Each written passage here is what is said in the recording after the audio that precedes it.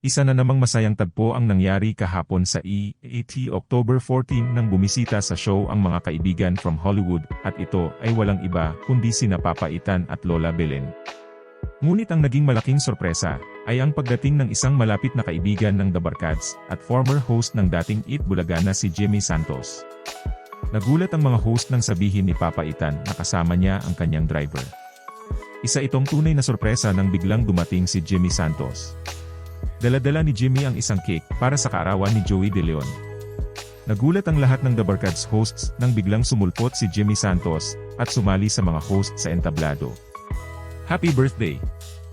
Alam mo namang hindi kita makalimutan, Jimmy Santos told Joey De Leon while handing the cake to the latter. Nakatambay lang ako tapos naimbitahan akong mag-drive. Okay din. Bumuhos ang emosyon ng mga host ng EAT habang nagbigay ng mensahe si Santos sa mga manonood at nagyakap kay Joey. I'd like to greet you a happy birthday. Whatever happens in this country, I still love you all 3 times a day, dagdag pa ni Jimmy. Naiyak sina Vic, Paulo Ballesteros, Alan Kay, Wally Bayola, at Raiza Maydizon habang nagbibigay ng mensahe si Jimmy sa mga manonood at humarap kay Joey De Leon. Especially those people surrounding the vicinity, I miss you all. Thank you very much. Still, Eat Bulaga is here to stay, Jimmy said. Agad naman itinama ni Vic ang pagkakamali ni Jimmy at sinabing, mali, EAT. Wala kang kupas. Ang huling paglabas ni Jimmy sa orihinal na Eat Bulaga ay noong 2021.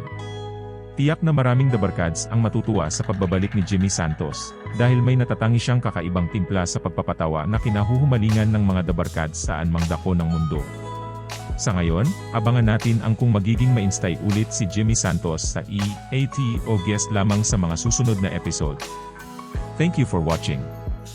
Remember to embrace your uniqueness and strive for greatness. This is Del of Shale Del Entertainment.